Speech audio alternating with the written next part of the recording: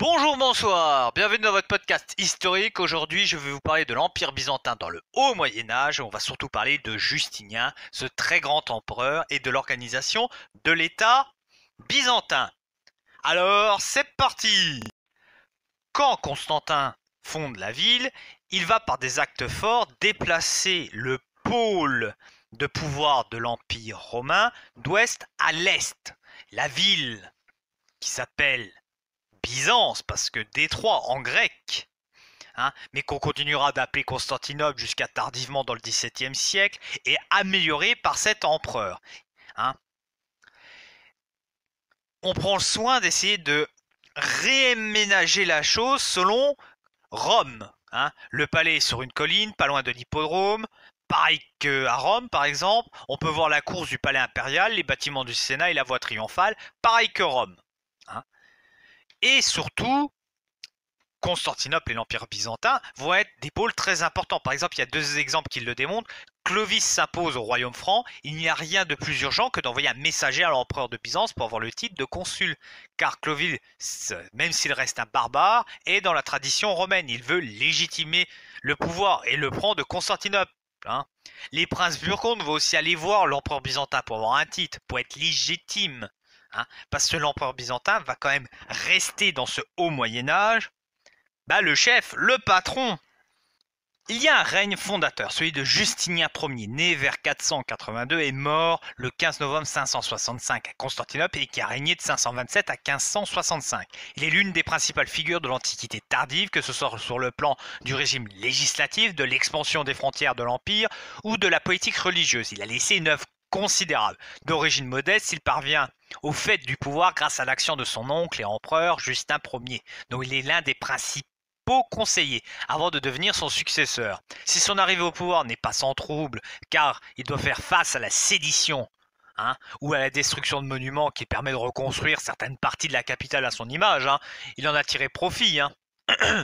Il impose progressivement son autorité sur un empire qui, depuis sa fondation, est constamment sur la défensive face aux assauts de nombreux adversaires et tente de faire perdurer l'héritage de Rome. Il est le dernier empereur à chercher à rétablir l'unité et l'universalité de l'Empire romain, ce qui l'amène à mener des guerres expansionnistes, principalement en Italie et en Afrique, tout en défendant victorieusement les frontières contre les Perses et les Slaves. À l'époque, l'islam n'existait pas, je tiens à vous le préciser. En outre, il contribue à l'épanouissement de l'art byzantin, représenté par la construction de la basilique Sainte-Sophie, mais aussi par de multiples autres offices. La grande œuvre de la politique extérieure de Justinien est le rétablissement des anciennes frontières de l'Empire romain. Pour cela, il conduit des campagnes militaires expansionnistes sur les anciennes terres romaines et l'Afrique du Nord. Et sa première cible, la région de Carthage, est tombée aux mains des Vandales au début du 5e siècle, qui se sont toujours montrés hostiles aux Romains. Ils vont y aller. L'empereur décide de conduire une expédition militaire. C'est aussi le désir de mettre fin à la piraterie des Vandales. La Méditerranée est une zone de piraterie, déjà à l'époque. Parce que la piraterie va durer assez longuement en Méditerranée. Il va même être une des raisons pourquoi on est parti à l'ouest à la fin du Moyen-Âge. Les Byzantins vont aussi aller en Espagne. Ils vont en profiter pour s'emparer d'une région correspondant peu à prou à l'Andalousie, comprenant les villes de Carthagène, Malaga ou Cordoue. Sur le plan interne, la situation aussi se dégrade, parfois pour des raisons extérieures à l'Empire. La peste de Justinien, la dernière peste du cycle antique, et la dernière en Méditerranée jusqu'à la grande peste de 1348. Vous pouvez comprendre un petit peu la surprise. Les gars, leur dernière peste, c'est au 6e siècle. Quand, au 14e siècle, ils s'en remangent une, ils sont là, ils sont plus habitués, les gars. Voilà, parce qu'avant, ils étaient habitués aux catastrophes naturelles. Il y a aussi toute une œuvre d'architecture, de peinture dans les églises, de représentation. Il y a véritable travail sur l'art. L'église Sainte-Sophie va en être vraiment le gros marqueur, mais ils vont laisser aussi plein d'œuvres dans les endroits où ils vont coloniser, ils vont construire des églises. Les terres qu'ils vont reprendre, ils vont mettre des églises qui vont représenter l'empereur et représenter l'art byzantin de la meilleure manière possible. Alors, l'organisation étatique et sociale, La mosaïque de Sainte-Sophie représente Constantin en train d'offrir la ville à Dieu. Ce qui différencie puissamment le monde byzantin du monde occidental, c'est qu'en Occident, les États se défont littéralement à cette époque-là, alors que l'Empire byzantin s'organise administrativement et solidement. L'administration impériale est importante, le pouvoir de l'empereur repose sur la conception monarchique issue des réformes de Dioclétien et de Constantin. Ce dernier met aussi en place une légitimité religieuse qui se confirme au fil des siècles. L'empereur devient l'élu des dieux. Lors des premiers siècles de l'Empire et jusqu'au XIe siècle, il est rarissime que l'empereur et a fortiori un membre de la famille impériale se marient à un étranger. Les mariages se font presque systématiquement entre les membres de la haute aristocratie byzantine, souvent pour gagner la faveur des principaux clans nobiliaires, car chaque Byzantin pouvait récupérer à manger pour sa journée. En échange, il devient client, ce qui met en place un système de clientélisme. Les impératrices participent aux cérémonies impériales, mais ne jouent pas un grand rôle politique. Elles n'ont pas de prise directe, même si elles ont une grande influence. À la différence des autres États médiévaux caractérisés le plus souvent par des administrations réduites et une forte décentralisation, l'Empire byzantin repose sur une centralisation forte du pouvoir, assurée par une administration très structurée. Attentifs à ce que le monde soit organisé le plus précisément possible, les Byzantins favorisent une structuration administrative assurant l'ordre des choses. Cette rigueur contribue à en faire le système administratif le plus efficace de son temps. Là encore, la permanence des institutions du bas empire romain laisse peu à peu place à un modèle plus spécifiquement byzantin dans les premiers siècles qui suivent la séparation de la romanité en deux espaces. L'empire romain d'Orient reprend les grands principes administratifs romains comme la séparation des administrations civiles et militaires. Les préfectures du prétoire sont les grandes circonscriptions civiles de l'empire et le préfet du prétoire d'Orient occupe une place cardinale dans le gouvernement des premiers basileus, le nom des empereurs. Déjà, Justinien tente de réformer les principes de l'administration provinciale en revenant avec un succès mitigé sur la séparation entre les civils et les religieux. L'économie byzantine est parmi les plus avancées en Europe et en Méditerranée jusqu'à tard dans le Moyen-Âge. L'Occident est loin derrière la prospérité byzantine. Constantinople est un centre primordial dans un réseau commercial qui s'étend à travers toute l'Eurasie et l'Afrique du Nord.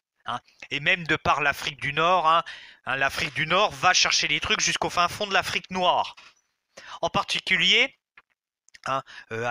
le centre commercial, c'est un terminus occidental de la route de la soie. En raison de sa position stratégique entre l'Est et l'Ouest, elle domine alors véritablement le marché économique mondial. Jusqu'à l'arrivée des Arabes au 7e siècle, l'Empire possède l'économie la plus puissante dans le monde occidental, mais loin derrière les grands royaumes de l'Inde de l'époque et surtout la Chine impériale, avec lequel il est d'ailleurs en relation aussi par la mer, le périple de la mer d'Érythrée. Les conquêtes arabes cependant coupent ses routes et inaugurent une période de stagnation qui devient déclin après 1204. À partir du 10e siècle jusqu'à la fin du 12e siècle, l'Empire byzantin projette une image de luxe et les voyageurs sont impressionnés par la richesse accumulée dans la capitale avec ses terres. L'Empire contrôle l'écoulement des métaux précieux et même sur la frappe de monnaie. De plus, sa justice est rendue au nom de l'empereur, ce qui fait une unité judiciaire. Bon, l'empire de Justinien est confronté à des menaces et des chances. Les menaces sont de tous côtés pour l'empire byzantin, qui est cerné par deux peuples slaves dans sa limite nord, vers le Danube, avec toute leur diversité. Ce sont les Bulgares, mais aussi on a les Mongols, qui sont pas loin. On a aussi la pression musulmane, les Arabes, qui prennent pas sur les côtes, mais aussi sur les îles. Voilà. Bon, on a quand même des chances, par exemple Venise, qui a été fondée à la fin du 6e siècle, par ses habitants de la région voisine, avec la construction de monuments byzantins à Venise, qui ont fait une puissance européenne. Ils ont choisi Venise parce que, voilà, pour le commerce c'est très bien. En plus, il y a un banc de sable qui permet d'installer un port un peu protégé. Voilà, c'est un lieu de commerce et d'échange. Progressivement, plus l'Empire byzantin va reculer, plus Venise va prendre de l'indépendance et devenir la ville que l'on connaît actuellement avec sa très grande histoire. Je vais vous parler un petit peu de religion. Alors il y a une église impériale, les patriarches, par analogie avec les termes de l'Ancien Testament, ça a été utilisé jusqu'au 5e siècle, comme synonyme d'évêque. Néanmoins, elle désigne déjà des titulaires d'une autorité plus importante et supérieure à celle des métropolitains. Les trois premiers patriarcats sont ceux de Rome, Antioche et Alexandrie. Au concile de Chalcédoine de 451 fut créé les patriarcats de Jérusalem et de Constantinople. Avec l'Empire byzantin, il y a une seule capitale impériale et l'évêque de Constantinople pense qu'il est le chef. Cela est vrai car il est proche de l'empereur et la plupart du temps ce dernier le nomme, le contrôle ou peut même le destituer. Mais il va quand même y avoir le pape qui va continuer à chercher sa légitimité à Byzance, hein, notamment le grand Grégoire. Mais des différences vont se faire sentir au 8e et au 9e siècle. Au 9e siècle éclate une rivalité entre le patriarche Phocus, qui est nommé patriarche, et Ignace, ancien moine rigoriste et proche de Théodora. Il y aura un conflit, il y aura des excommunications, le pape va intervenir, et là on va sentir déjà une différence entre le monde grec et le monde latin. Et ouais, déjà c'est pas la même langue, hein. Mais l'autre conflit qu'il va y avoir, c'est aussi le conflit des icônes. Parce qu'il va y avoir un moment où on se dit non, là tu peux pas prier devant une image parce que tu pries un morceau de bois avec un dessin dessus. Tu pries pas le tu pries pas le saint. Donc ça va poser problème, il va y avoir un conflit qui va s'étaler sur un siècle, hein, parce que les moines seront les premières victimes à la période iconoclaste de l'Empire byzantin, dit querelle iconoclaste ou querelle des images, une période qui s'étend de 726 à 843. Pendant environ une centaine d'années, les empereurs byzantins iconoclastes interdisent le culte des icônes et ordonnent la destruction systématique des images représentant le Christ ou les saints. On peut voir peut-être l'influence de l'islam, hein, qu'il s'agisse de mosaïques ornant les murs et les églises. Hein. Il y a une première période qui va de 723 à 787, hein.